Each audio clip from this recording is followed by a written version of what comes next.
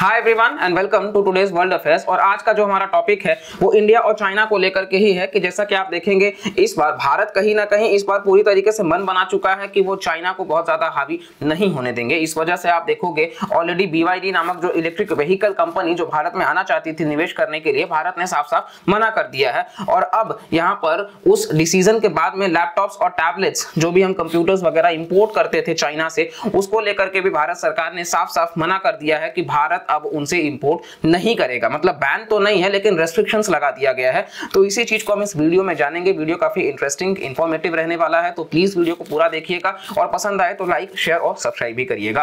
तो चलिए वीडियो की शुरुआत करते हैं। बेसिकली आप देखेंगे यहाँ पे तो इस प्रकार से आप देखेंगे कि भारत हो या विश्व हो, लैपटॉप्स का जो चलन है वो काफी ज्यादा बढ़ा है, लोगों का इनकम बढ़ा है, तो लोग कहीं ना कहीं वो संसाधन के प्रकार में भी बढ़ोतरी किए हैं। लैपटॉप्स काफी कन्वीनियंट है कैरी करने से लेकर के उसका इस्तेमाल तक में, तो इस वजह से लैपटॉप्स वगैरह का डिमांड बहुत तेजी से बढ़ा है। और यहाँ आपको देखने को मिल जाएगा कि India imposes curves on import of laptops, tablets and computers. तो ये कर्व लगाया गया है, ठीक है, ऐसा नहीं कि बैन कर दिया गया है, लेकिन ये कहीं ना कहीं पूरी तरीके से आप देखोगे कि चाइना के ऊपर हमारी डिपेंडेंसी हो चुकी थी इसमें।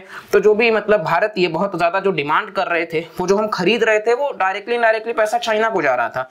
वही चाइना जो कहीं ना कहीं हमेशा हमें बॉर्डर को लेकर के बार बार चेतावनी देता रहता है या फिर वॉर के लिए इनडायरेक्टली आ जाता है, वही चाइना जो बार बार ये कहता है कि हम तो पाकिस्तान के साथ हमेशा समर्थन में है। वो पाकिस्तान, बात ये नहीं कि आप सपोर्ट करो, लेकिन आप उस तरीके से सपोर्ट कर रहे हो कि कहीं ना कहीं आप सिर्फ एक प्रॉक्सी बना करके रख दे रहे हो। तो ये सारी बातें आपको देखने को मिल जाएंगी। इसी बीच आप देखेंगे तो ये जो नया रेस्ट्रिक्शन है पर्सनल कंप्यूटर्स का, लैपटॉप्स का, इंपोर्ट्स का, ये मूव कहीं ना कहीं अपने आप में बहुत ही ज्यादा इनसिग्निफिकेंट, मतलब चाइना के लिए होगा और हमारे लिए बहुत ही सिग्निफिकेंट, और ये पोटेंशियल इंपैक्ट भी आपको देखने को मिल जाएगा। इसका क्या है तो इन सभी चीजों को हम जानते हैं। बेसिकली आप देखिए कुछ एक्सेप्शंस भी है कि जो R&D है, रिसर्च एंड डेवलपमेंट का, साथ साथ में जो टेस्टिंग है, बेंचमार्किंग है, इवैल्यूएशन है, तो इन सभी के लिए 20 आइटम्स तक वो इंपोर्ट कर सकते हैं, ऐसा भारत सरकार ने एग्जेम्पशन दिया है। तो जो लाइसेंस होता है इंपोर्ट लाइसेंस, उसमें एग्जेम्पशन दिया गया है कि जो 20 यूनिट्स है, मतलब कोई भी एक ऐसा जो R&D में काम करना चाहता है, वो 20 जो आइटम्स है पर कंसाइनमेंट वो ले सकता है।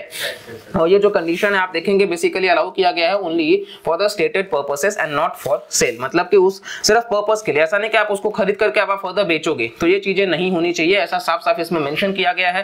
इसी के साथ साथ में आप देखोगे तो ये डिस्ट्रॉय करने के लिए भी किया गया है। किस तरीके से आप देखोगे कि चाइना का जो इकोनॉमी है वो कहीं ना कहीं बहुत ही ज्यादा फ्लरिश कर रहा था इस चीज से, तो बिल्कुल हैम्पर तो होगा और चाइना को होना भी चाहिए। और इसी वजह से आप देखोगे SCO का जो समिट हुआ था, भारत ने इसीलिए वर्चुअली कंडक्ट किया था कि पाकिस्तान और चाइना के लीडर्स को वो मौका ना दे कि कहीं ना कहीं वो बार बार आकर के कश्मीर जैसे मुद्दे को उठाएं। और इसी के साथ साथ में ब्रिक्स आपको देखने को मिल जाएगा जो साउथ अफ्रीका में होस्ट किया जा रहा है, तो वहां पर भी रशियन प्रेसिडेंट व्लादिमीर पुतिन नहीं जा रहे हैं। और इसी बीच ये भी कयास किया जा रहा है कि हो सकता है भारत के प्रधानमंत्री नरेंद्र मोदी भी ना जाए, वो डायरेक्ट कन्फ्रंटेशन से बच रहे हैं शी जिनपिंग से। तो बहुत सारी बातें हैं, देखते हैं क्या है, लेकिन यहाँ कुल मिलाकर के बहुत मतलब अच्छे संकेत नहीं है इंडिया चाइना के रिलेशंस को लेकर के। और ये लाइसेंस जो है वो अपने आप में बहुत ही इंपॉर्टेंट था। हालांकि इससे आप देखोगे जो भी भारत में लैपटॉप्स हैं, जो कंप्यूटर्स हैं, इसके दाम बहुत ज्यादा बढ़ जाएंगे और ये थोड़ा सा हम भारतीयों के लिए कंसर्न होगा, क्योंकि अभी तक हम जो मतलब कहीं ना कहीं में थोड़ा सा अफोर्डेबल रेट में मिल जाता था, वो दाम बढ़ेगा।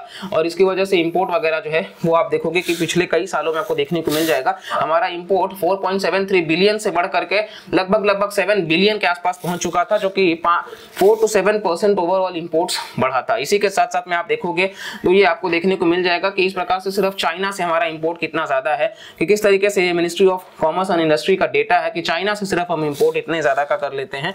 तो ये अपने आप में आपको देखने को मिल जाएगा कि कितना बड़ा फिगर है जो सिर्फ चाइना से, ये लगातार फिगर आप देखोगे कि किस तरीके से बढ़ता गया है।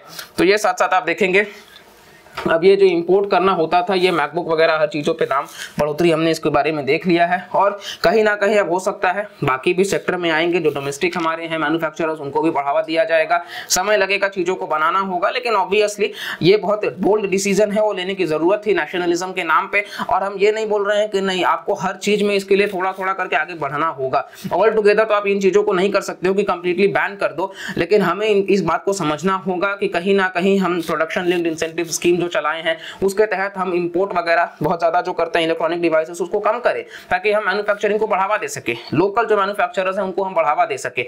और इसी के साथ साथ में हमारा जो आत्मनिर्भर भारत का भी सपना है उसको भी हम साकार कर सके।